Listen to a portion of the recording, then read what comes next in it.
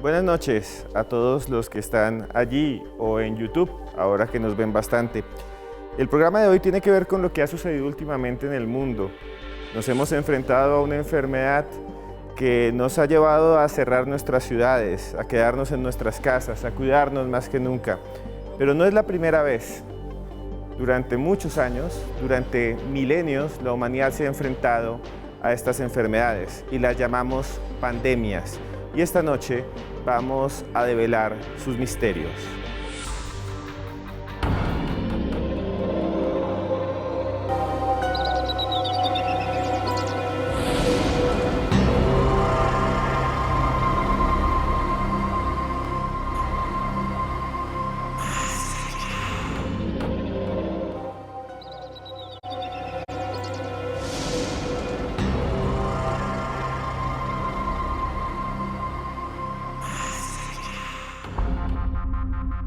Entre las ruinas de antiguas ciudades y en sagradas escrituras existen los registros de acontecimientos sombríos que han agobiado a la humanidad durante milenios. Acontecimientos temporales que dejaron su impronta como una marca indeleble en el corazón de nuestra especie y que denominamos plagas o pestes. Pestes como el sarampión, que se cree ha matado a más de 200 millones de personas a pesar de que contamos con una vacuna desde 1963. O las gripes asiáticas y de Hong Kong, pandemias que provocaron 4 millones de muertos entre los años 60 y 70 del siglo XX. La gripe asiática tuvo su origen en Singapur y se extinguió mediante el desarrollo de una vacuna y antibióticos, medicamentos que fueron sobrepasados cuando 10 años después surgió un nuevo subtipo, la gripe de Hong Kong, cuya expansión y mortandad fue superior.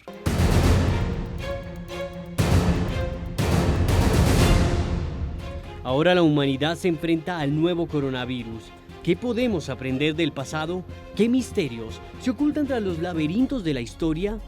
Acompáñenos esta noche a conocer los secretos de la peste negra y cómo Bogotá y Colombia se enfrentaron a la gripe española de 1918, solo aquí, en Más Allá.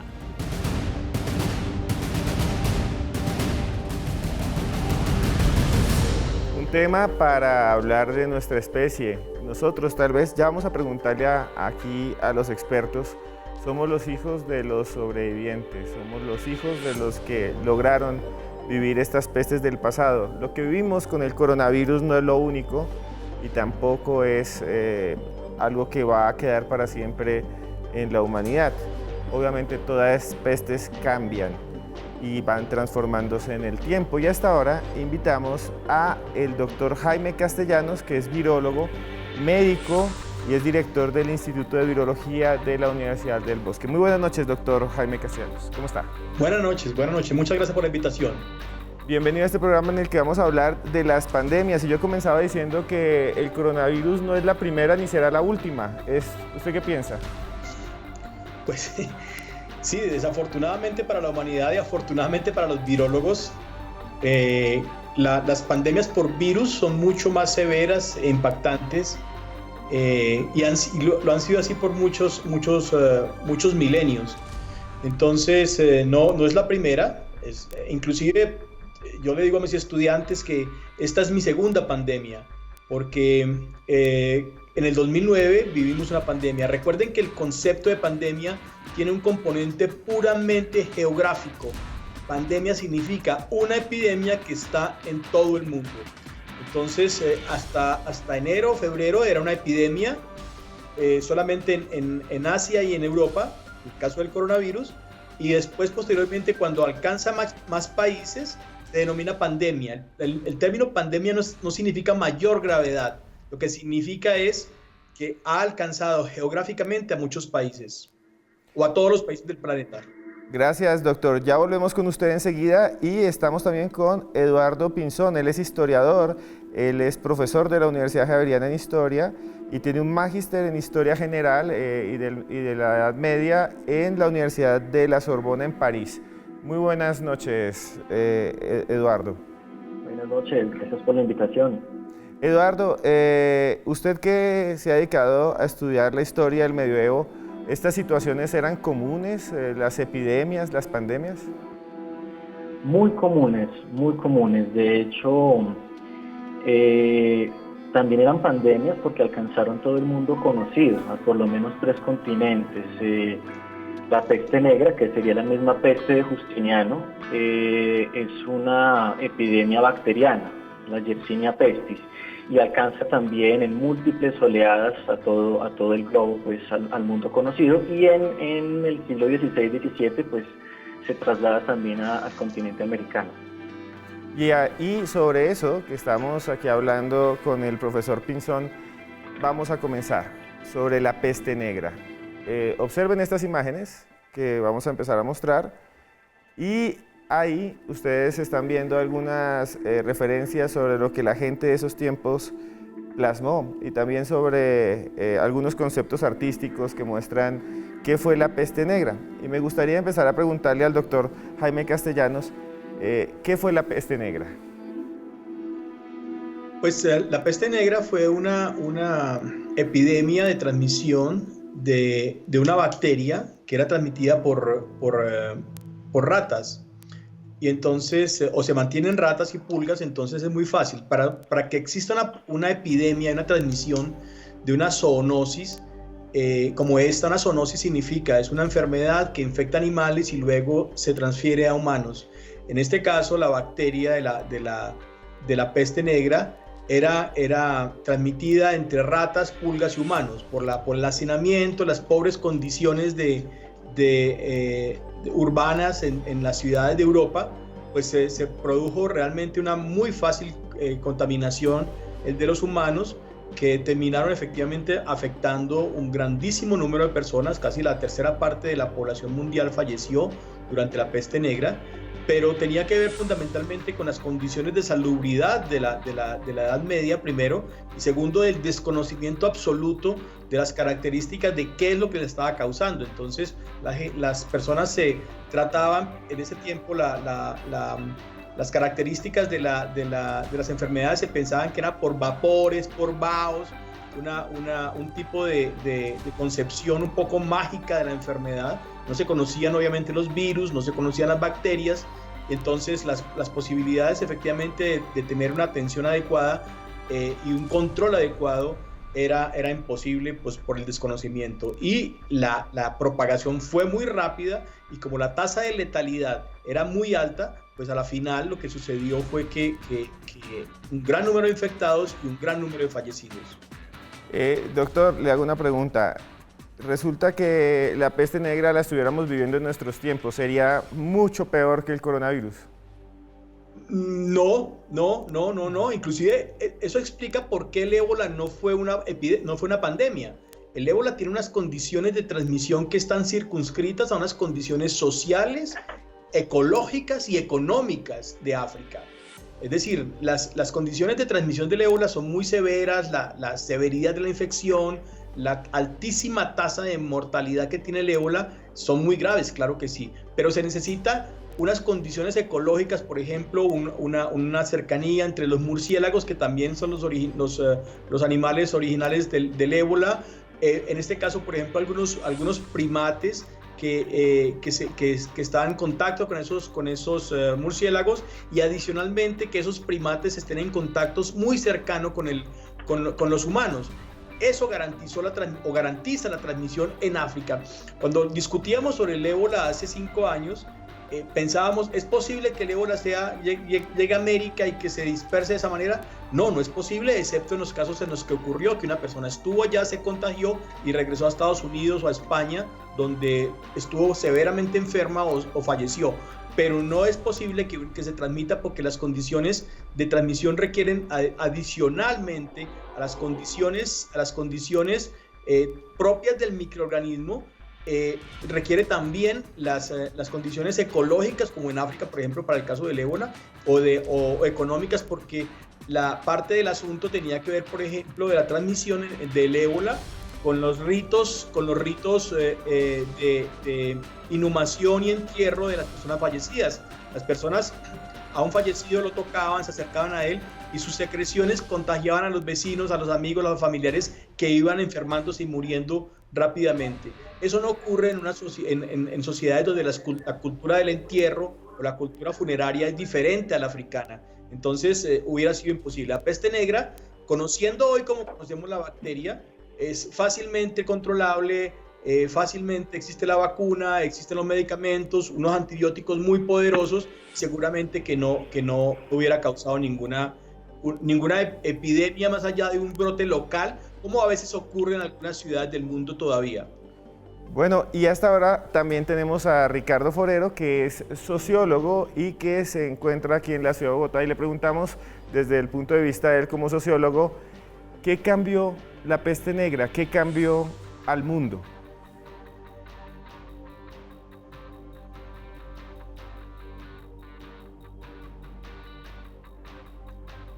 Esteban, un placer estar en tu programa. La peste negra fue pues, una de las pandemias más fuertes que se han tenido en la historia de la humanidad.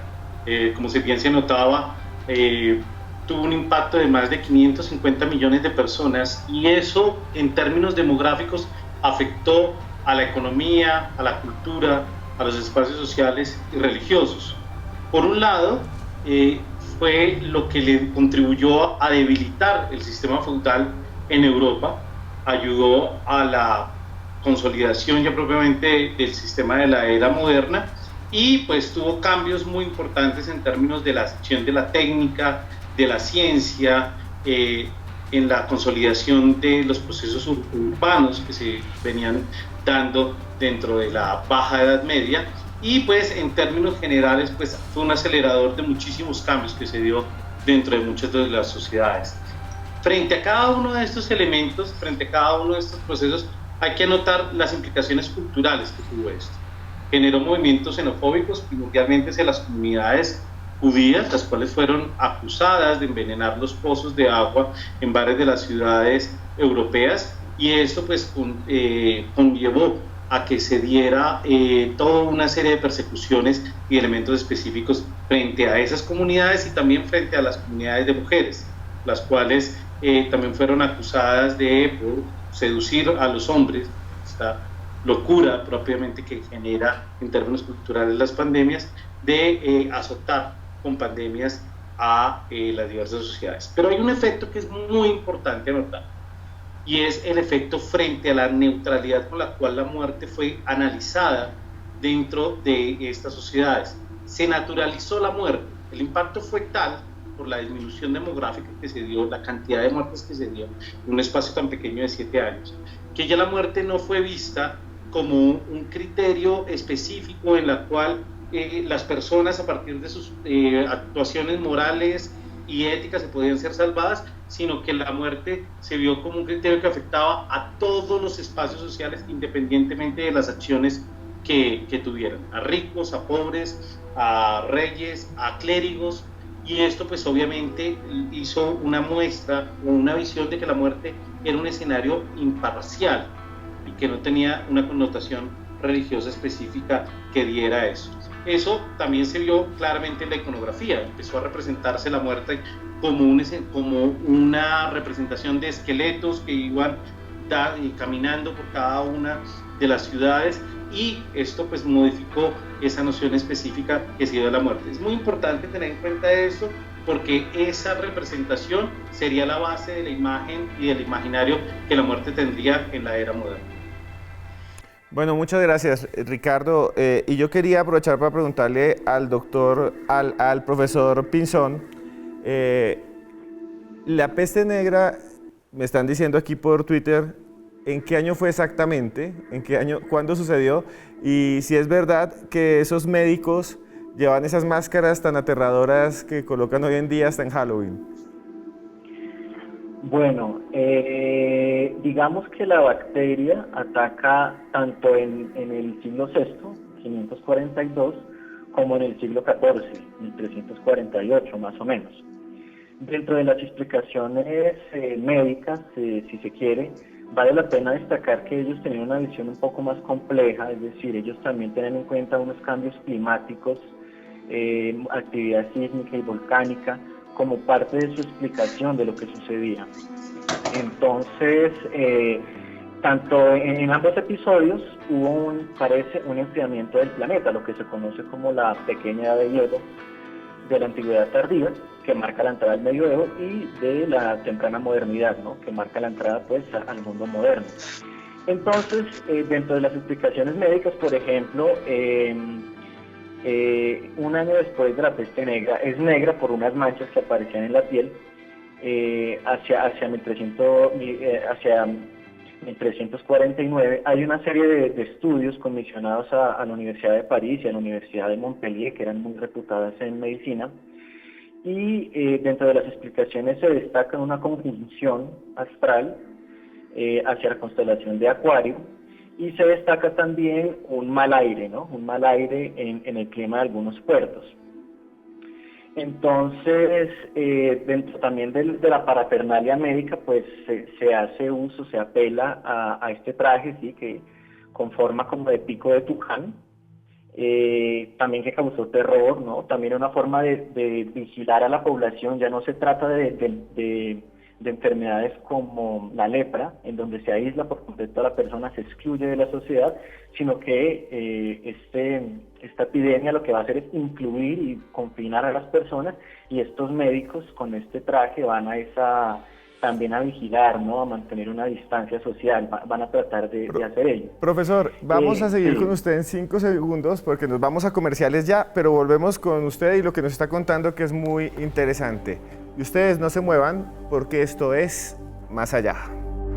Y continuamos esta noche en Más Allá, en la que hablamos de las pandemias, y ese es nuestro numeral, Pandemias Más Allá. Y tenemos aquí este libro que se los recomendamos, de la editorial Planeta, de John Templanza Vetter. Se llama Limbo, es una novela de terror colombiano. Entonces, si les interesa leer terror colombiano, aquí está el señor John Templanza Vetter. Y bueno, estábamos hablando hace poco de los médicos que tenían estas máscaras horribles y que les daban miedo a las personas, y todavía se utilizan en algunas películas de terror. Pero antes de volver a ese tema, quiero contarles que en Colombia y en muchas partes del mundo se vio una gripe terrible en 1918. Fue la gripe española. Se cree que mató entre 50 a 100 millones de personas. No tenemos datos oficiales. En algunas partes del mundo se han encontrado tumbas cavadas rápidamente, fosas comunes, para las personas que sufrían esta gripa, porque la muerte o la mortandad fue bastante alta. Y para eso estamos aquí también con el doctor Jaime Castellanos y Eduardo Pinzón esta noche para hablar. Pero Eduardo, vamos a hablar de la gripe española, pero antes termínenos de contar, que era muy interesante lo de estos médicos que tenían este traje tan extraño.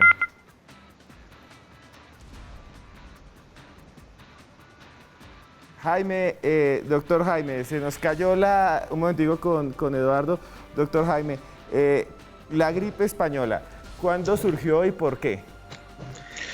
La gripe española surgió a principios del siglo XX, o sea, alrededor de 1910, 1915, y se llama gripe española, aunque realmente otra vez la evidencia nos dice que realmente surgió en Estados Unidos, pero como estaba comenzando la Primera Guerra Mundial, los soldados norteamericanos que viajaron a Europa la llevaron hasta España, y España fue donde más fuertemente afectó a muchísimos pacientes, a muchísimas personas. Fue una situación muy similar a la que está ocurriendo en este momento con la epidemia de coronavirus, porque los virus de influenza, y en este caso ya se demostró posteriormente que era un virus de influenza, inclusive recientemente se pudo eso es un dato científico súper interesante, a partir de cadáveres y tejidos tomados a principios del siglo pasado, se pudo recuperar el virus y reconstruirlo completamente. Entonces hoy conocemos perfectamente las características genéticas del virus de influenza H1N1 del 1918, muy cercanamente, y se han podido hacer investigaciones de por qué fue tan importante. ¿Qué es lo que pasa con la epidemia de 1918, la gripe española? Es causada por un virus. Los virus de influenza son prioritariamente y viven y son originarios de aves acuáticas, fundamentalmente patos, gansos, gaviotas, que los mantienen en su organismo y de manera permanente, causándoles una enfermedad moderada a esos animales.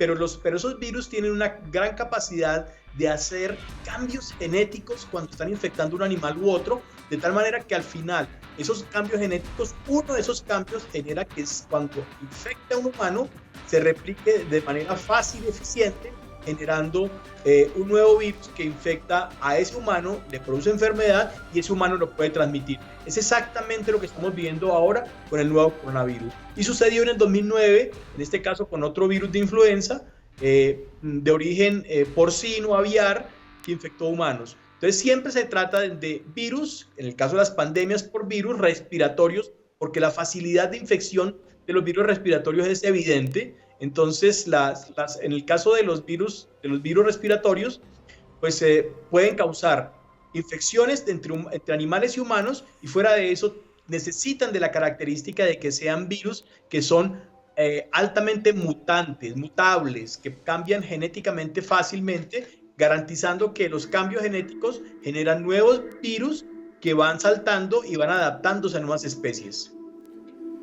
Y también, doctor, tenemos aquí al doctor Fred Manrique. Él es doctor en investigación clínica y él ha investigado cómo llegó esa gripe de 1918, esa gripe española, a Colombia y también a Boyacá, donde murieron muchas personas. A esta hora está aquí en línea. Buenas noches, doctor Fred. ¿Qué pasó en Colombia? Pues a finales de 1918, en septiembre, se comenzaba a escribir y a hablar en los periódicos que algo estaba pasando. Sin embargo, hasta mediados de octubre comienzan a reportarse las muertes. Una cosa del sistema de salud en Colombia es que no había un ministerio de salud, no había organización, y hacía poco se habían creado unas juntas de higiene. Teníamos un ministerio de instrucción o de educación que tiene una división de higiene, y allí había un boyacense, García Medina, que hacía las veces de ministro de salud, llamémoslo de esa forma.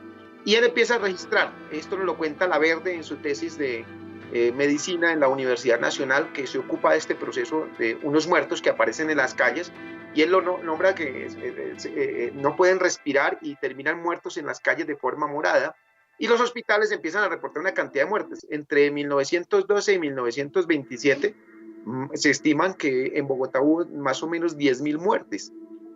Sabiendo que la población de Bogotá no llegaba a los 100.000 habitantes, pues podemos decir que afectó casi el 10% de la población en términos de mortalidad. En términos de tasa de infección, podemos decir que afectó casi al 50-60% de los bogotanos. ¿Cuál fue el sector de Bogotá más importante o involucrado? Lo que quedaban en los cerros orientales, y había zonas de invasión pobres donde había hacinamiento. Habíamos pasado de un gobierno, teníamos una nueva constitución no muy nueva, 20 años, estamos igual que ahora con nuevas constituciones. Sin embargo, las condiciones de salubridad, tanto de la alimentación, de las tiendas y demás cosas, no era la mejor. Los hospitales no eran los mejores, insisto, era beneficencia pública, y era insuficiente los recursos para atender a la gente. Una cosa importantísima que en Bogotá se dio fue la muerte de los menores de 5 años. Y los inicios de la pandemia en Bogotá dicen que pudo llegar a través de las vías que existían en el momento. Entonces había el vapor que llegaba a la costa en Barranquilla, bajaba por el río Magdalena, llegaba a Honda y a través del ferrocarril llegaba a Bogotá. Parece que esa es la ruta de acceso de la pandemia de gripe de 1918 en Bogotá. Bueno, algo que sucedió aquí en este país en 1918, increíble, encontraban personas muertas en la calle, no sabían qué era, los médicos trataban de explicarlo y era la gripe española de 1918. Tenemos unas imágenes que vamos a mostrarles más adelante de cómo lo registraban algunos periódicos aquí en Bogotá. Pero a esta hora también está el profesor Abel Martínez, profesor de Medicina de la Universidad Pedagógica de Colombia, y a él le preguntamos directamente, ¿cómo fue afectada Bogotá en esa pandemia? Y la gripa nos llegó, el tren nos habían prometido que llegaba y todavía no llegaba en 1918 a Boyacá, llegaba solo hasta Nemocón.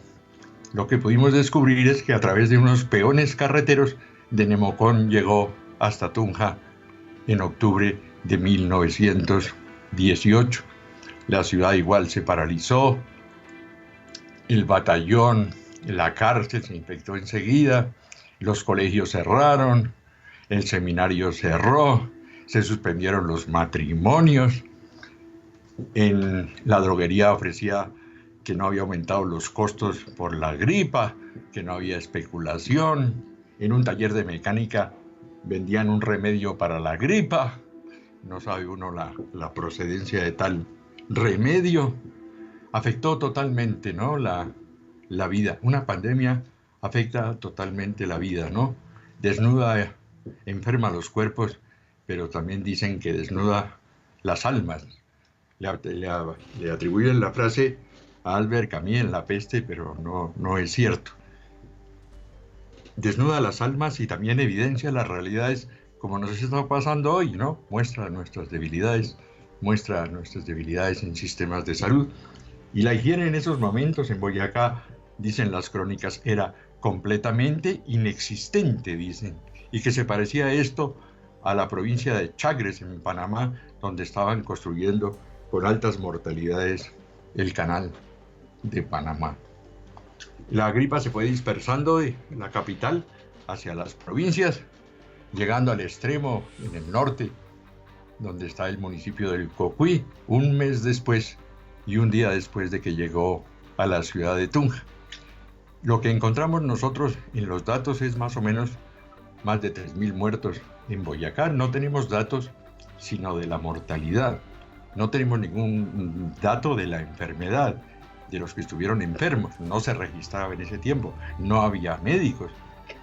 En los 105 municipios había solo en 25. Había una serie de hospitales que estaban iniciando y que eran hospitales atendidos por las monjas de la caridad y financiados por el cura párroco del pueblo, y la mayoría sin médicos.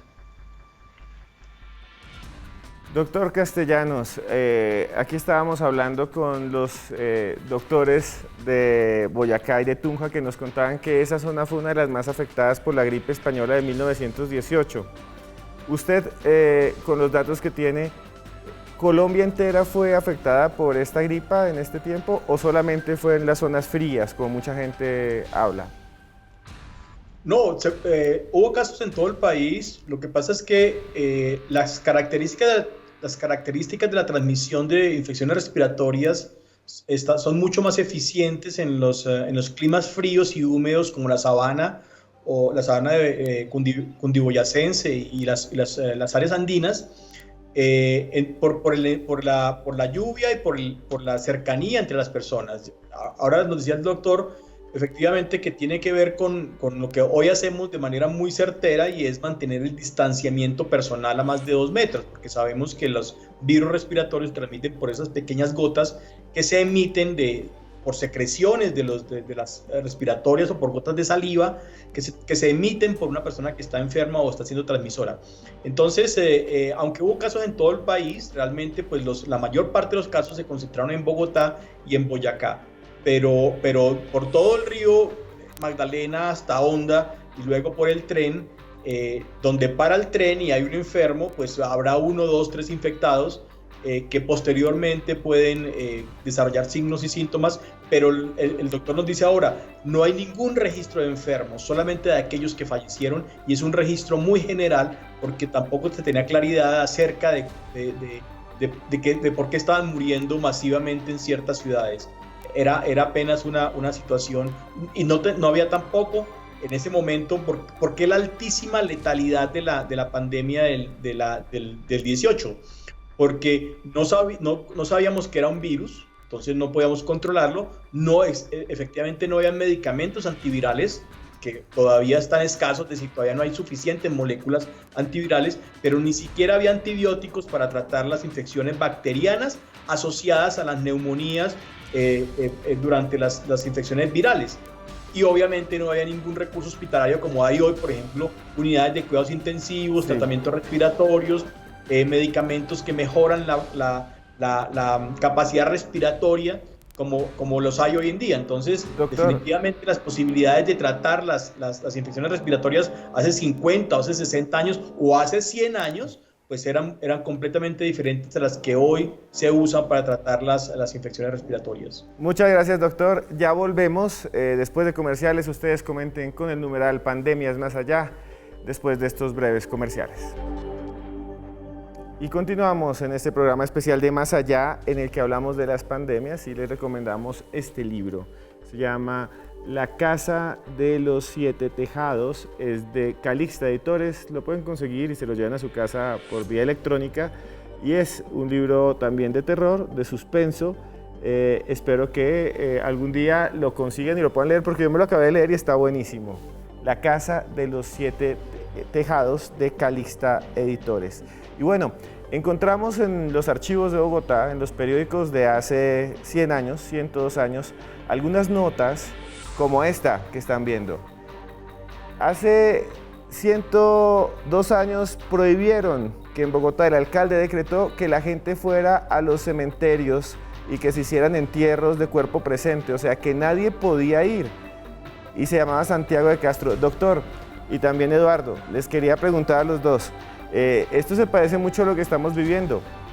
¿Cómo en ese momento se prohíben los entierros y las misas? Y eso fue hace 100 años. ¿Qué piensan ustedes, doctor Castellanos? Pues son estrategias que las personas toman con base en lo desconocido en ese momento. Como por ejemplo lo que hacen muchas culturas en África, que no comen carne de cerdo porque la carne de cerdo tradicionalmente estaba asociada, hoy en día no es así, pero está asociada por ejemplo a la transmisión de una enfermedad parasitaria. Entonces esas personas se dieron cuenta durante muchos años, durante miles de años, se dieron cuenta que las personas que no comían cerdo sobrevivían más tiempo. Entonces hay una cantidad de conductas que son tradicionales y que tienen alguna explicación posterior, como en este caso. Es decir, hablamos ahora del ébola. Parte del contagio del ébola se relaciona con el hecho de los ritos funerarios en África. Y esto tiene que ver con eso también. Hoy estamos, desafortunadamente, las personas que son confirmadas para coronavirus, para el nuevo SARS-CoV-2, para COVID, esas personas deben ser enterradas. No pueden ser enterradas, deben ser cremadas y deben ser cremadas sin ninguna actividad funeraria. Entonces, tiene que ver con la respuesta que las sociedades dan a protegerse. Bueno, y ahora hablemos de otra enfermedad que por mucho tiempo fue una pandemia, acabó con millones de personas, especialmente aquí en América cuando llegaron los europeos, la viruela. La viruela fue una enfermedad que también surgió de un momento a otro en la historia, se quedó con nosotros mucho tiempo y acabó con la vida de muchas personas. La logramos exterminar, están viendo imágenes. La viruela era muy famosa por las llagas, por lo que causaba en las pieles de las personas, también en las cicatrices que después surgían. Y para eso le quería preguntar al profesor Eduardo Pinzón, que es historiador. La viruela tuvo un peso grandísimo en las invasiones y en las colonizaciones europeas desde el siglo XVI, ¿verdad? Sí, tal vez incluso ya desde la antigüedad, lo que se conoce como peste antonina pudo ser una forma de ese virus. No podemos hablar de una caída demográfica de un solo lustro, de un solo momento, sino a lo largo del tiempo, pues duraron siglos y el golpe demográfico fue muy fuerte. También ocurrió, como con todas las demás plagas, el tema que hablábamos ahora, que quería recapitular, de que no se pueden llevar oficios religiosos. Entonces, desde la preocupación porque los hijos no puedan enterrar a sus padres o los padres no puedan enterrar a sus hijos era constante. Lo que esto desarrolló en el caso de la peste negra y la peste de Justiniano fue un culto muy acentuado a la Virgen, ¿sí? Empezó a difundirse un culto mariano oriental en Occidente. Y en el caso de la viruela, pues es bien conocido ya por todos que lo interesante es que en vista de su propagación, la corona española impulsa una expedición filantrópica y lo que nos queda pues como resultado de ello es no tanto la vacuna, sino más bien el rol de la razón de Estado para difundir y para controlar la aplicación de medidas sanitarias. Profesor, usted nos hablaba de un culto mariano que surgió a partir de esta peste o de estas enfermedades. ¿Nos podría explicar mejor? Sí, lo que pasa es que durante durante la peste negra, en su etapa de Justiniano y en su etapa de la peste bubónica, Constantinopla fue una de las ciudades receptoras en donde se alojó el bacilo de la bacteria por mucho tiempo, ¿sí? Entonces allí era más importante en Jerusalén y Constantinopla el culto mariano que en Occidente. Digamos que podríamos rastrear esa devoción en Oriente, y a través de papas como Gregorio Magno, él empieza una serie de rogativas en Roma, y pues se encomiendan las ciudades es a la Virgen o a San Miguel Arcángel, que fue, según Gregorio Magno, el que desenvainó su espada y logró detener la plaga en Roma, en la primera etapa de la peste negra.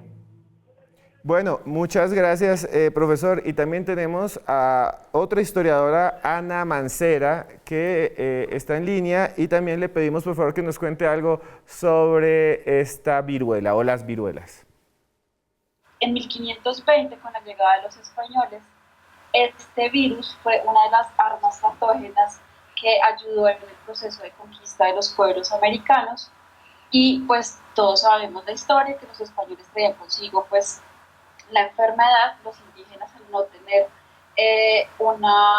al no haber estado expuestos con esta enfermedad viral, morían en cantidades absurdas, y fue después, en 1796, discúlpenme, que un médico británico llamado Edward Jenner descubrió una relación entre las mujeres que ordeñaban, porque veía que ellas desarrollaban unas pústulas en las manos por estar en contacto con las ubres de las vacas que tenían el virus, pero pues de madre bovino, y se dio cuenta que estas personas que estaban expuestas al virus bovino, a la viruela bovina, no desarrollaban la enfermedad viral humana. Siendo así, él tomó el líquido de una de estas pústulas y la inoculó en un niño, a quien a los 8 o 10 días posteriormente a la inoculación tuvo una leve presentación de la enfermedad, pero después, al ser expuesto otra vez al virus humano, ya pues desarrolló una inmunidad. Siendo así, se desarrolló lo que sería el proceso y el concepto de vacunación. De hecho, la palabra vacunación proviene de las vacas, y a partir del éxito pues, de Jenner, en 1804 la corona española, pues viendo los altos grados de mortandad de la viruela, hizo que conformó la Real Expedición Filantrópica dirigida por el doctor Francisco Javier Balmins, que llegó a Yucatán con unos niños huérfanos que habían sido inoculados en todo el viaje desde España hasta América, y se inicia como una de las primeras campañas transatlánticas de vacunación para erradicar la enfermedad. Finalmente, en 1967, la Organización Mundial de la Salud retoma este tipo de campañas y hace una campaña global de vacunación, y siendo así, en 1980 esta enfermedad fue completamente erradicada pues, de la faz de la Tierra, y hoy solo existen muestras en laboratorios. Esa es la importancia del asunto de la viruela. Espero que estén muy bien y un abrazo a todos. Bueno, muchas gracias, Ana, pero es el momento de los comerciales y ya volvemos porque esto es Más Allá. Muy buenas noches, y hasta ahora saludamos a los tuiteros de Más Allá, no más yo. Hay un montón de gente que uno no conoce, otros: Edixon Giraldo, Ferita86, Luis Guillermo Suaza, Cristel, Carolina Díaz, a un montón de Carolinas, hay 2 o 3 Carolinas, gracias por estar acá. Pero hasta ahora es el momento de la sección de Joana Orenas, que se llama Más Allá Plus. Muy buenas noches, Joana.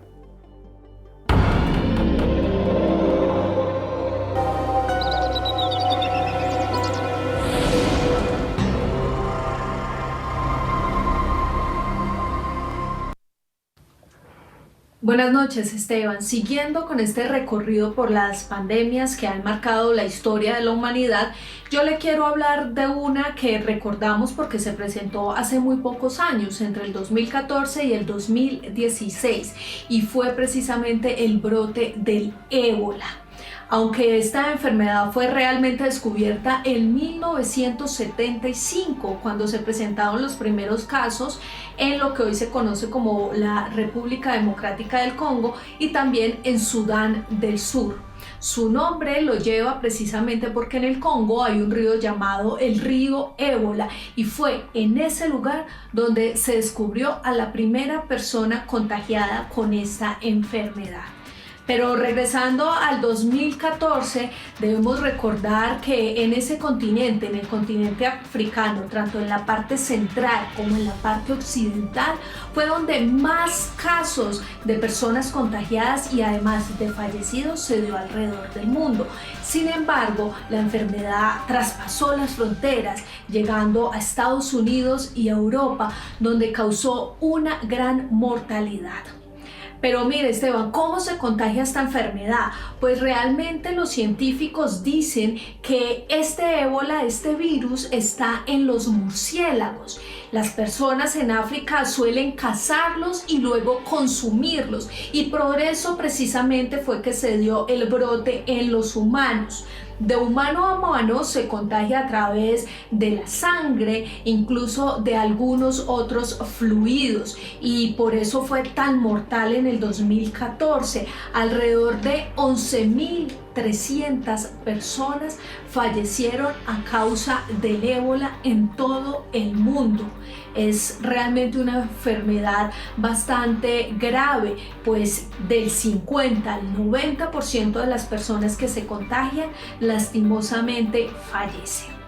Lo peor de todo es que han pasado varios años y aún a la actualidad no hay ninguna vacuna o medicamento que pueda controlar este virus. Pero me gustaría, Esteban, que usted junto a nuestros invitados de hoy pudieran ampliar un poco más esta información acerca del ébola, y nosotros nos vemos en 8 días con otro Más Allá Plus. Sí, ya habíamos hablado un poco del ébola, doctor, antes, de por qué no se transmitía fácilmente entre los países, pero el ébola, como dice Joana, tiene, a diferencia del coronavirus y de otros, una mortalidad muy alta, ¿verdad?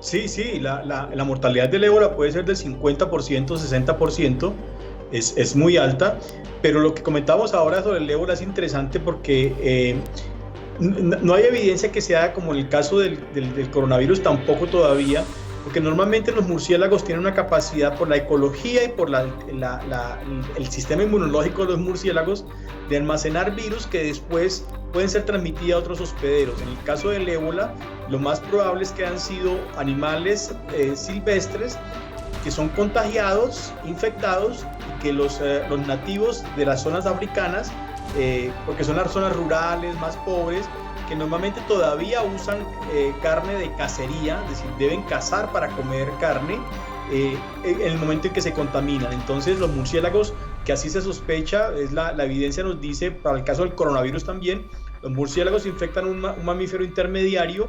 Ese mamífero intermediario tiene contacto con los humanos por la carne o por la cacería, porque son animales de cacería para consumo, y entonces ese es el momento en que la adaptación del virus causa que el humano ahora se infecte. Doctor, se conoce muy bien que esto ha sucedido. Doctor, muchas gracias por estar en Más Allá. Ya terminamos el programa, se nos está acabando, el tiempo es muy corto. Muchas gracias por estar aquí. Con mucho gusto, muchas gracias. Gracias, doctor. Profesor Eduardo, denos su conclusión final sobre esto, muy breve, porque estamos ya terminando.